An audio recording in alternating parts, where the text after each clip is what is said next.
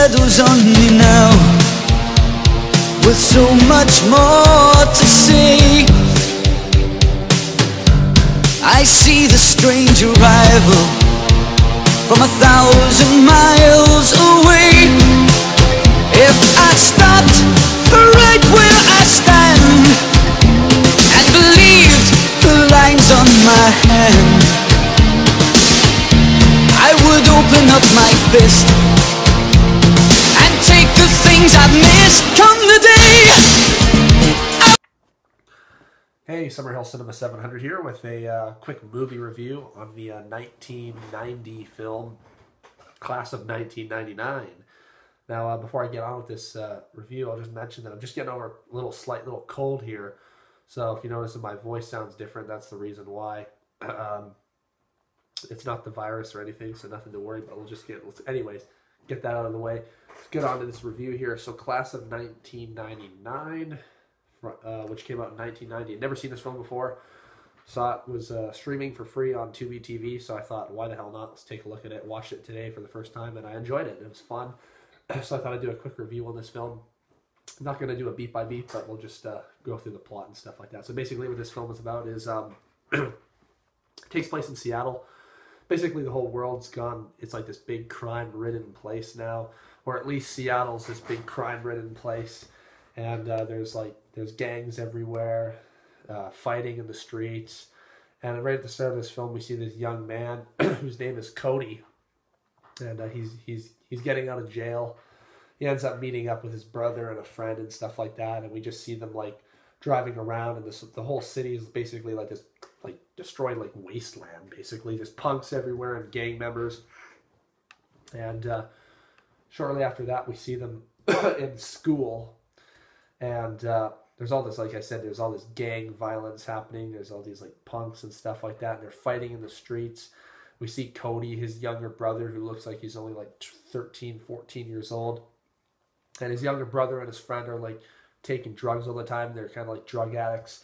But Cody kind of wants to get out of that type of lifestyle. I mean, he's still a gang member, but he wants to leave that kind of drug lifestyle. So he's giving his brother and his friend shit constantly for taking these drugs and stuff like that.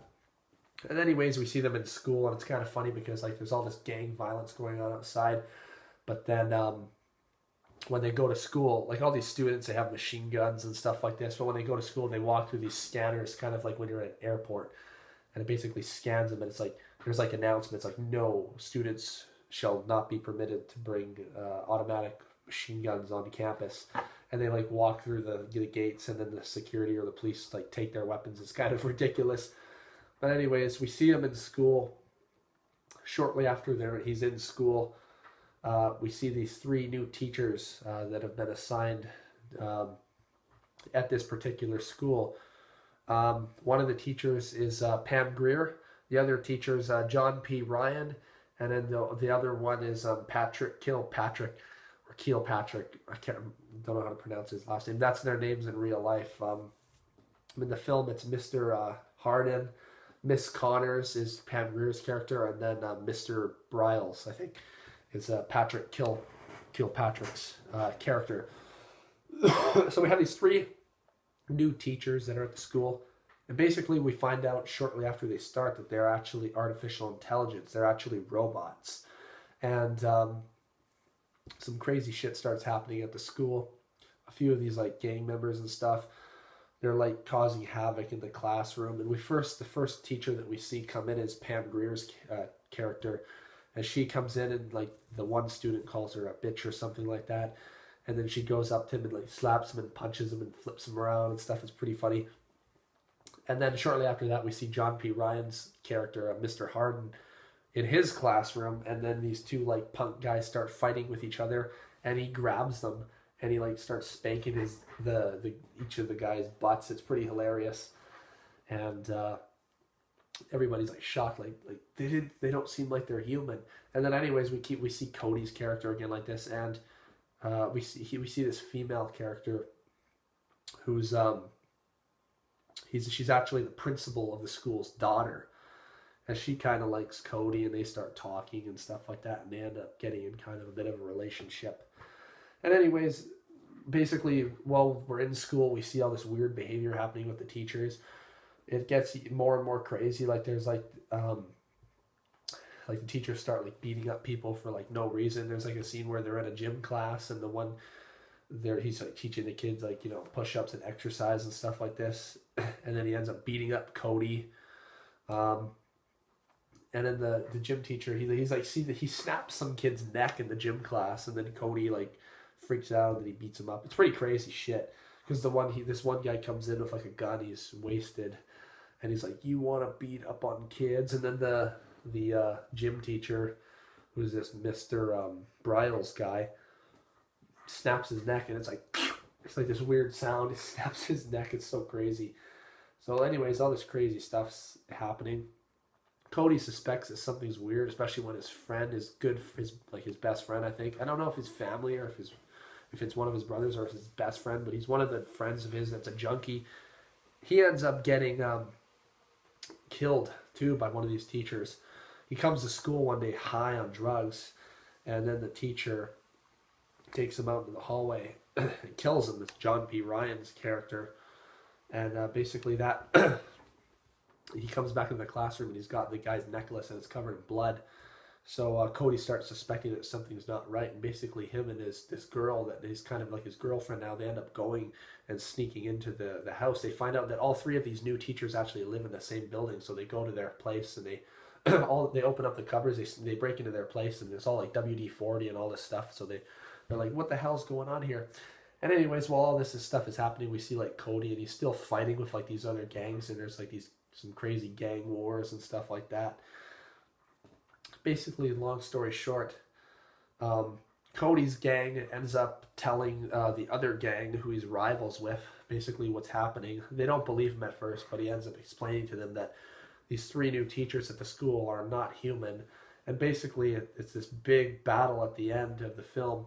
It's Cody's gang, and then the other rival gang, and then his girlfriend.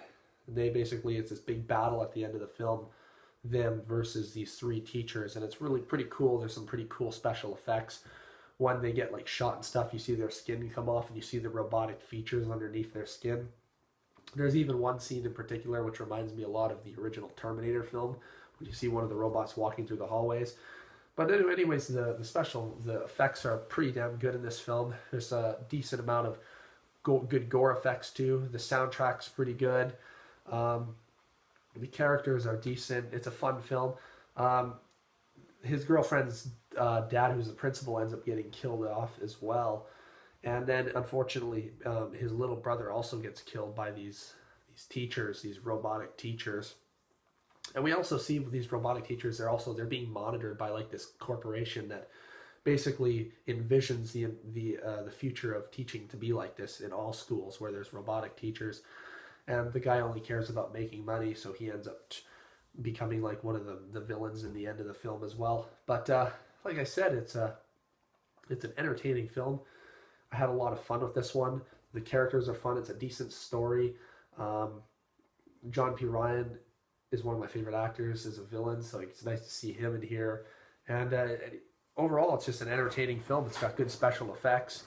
I like the filming locations. It was done in Seattle. You see like this like kind of like not like a big city, but like a smaller kind of town is the location. You see like some nice oceanside views and stuff like that. And anyways, this was it was a fun film. I definitely recommend it. I had a good time with this one. So it was released by Vestron Video, and they actually released it on Blu-ray in 2018 from the Vestron Video collector's series on Blu-ray.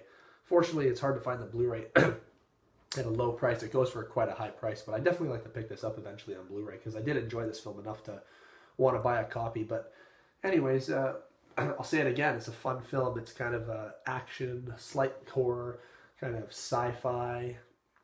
Like it says on Wikipedia, it's a science fiction, action, thriller, horror film. But yeah, I had a good time with this one. Like I said, if you're into, it's, you know, gangs, cyborgs, teachers taking over a school, and the students have had enough. So, you know, it's a very entertaining film. It's actually a sequel to the 1982 film, Class of 1984, which I've never seen. But a lot of people say that this is a better film. I don't know because I haven't seen the original film, Class of 1984, but I'll definitely have to check that one out soon, which is also available to stream for free on Tubi TV. But again, this one is also available if you want to watch it on Tubi TV. It was on the Leaving Soon section, though, so I think that Tubi TV, I guess they don't have the rights to show the film anymore or something like that. So it won't be available on there for much longer, so definitely go check it out. But that is 1990's Class of 1999. Had a good time with that one. I did enjoy this film. It was a lot of fun. So anyways, thank you very much for watching my video. Let me know what you think of this film, and we'll see you in the next video. All right, take care.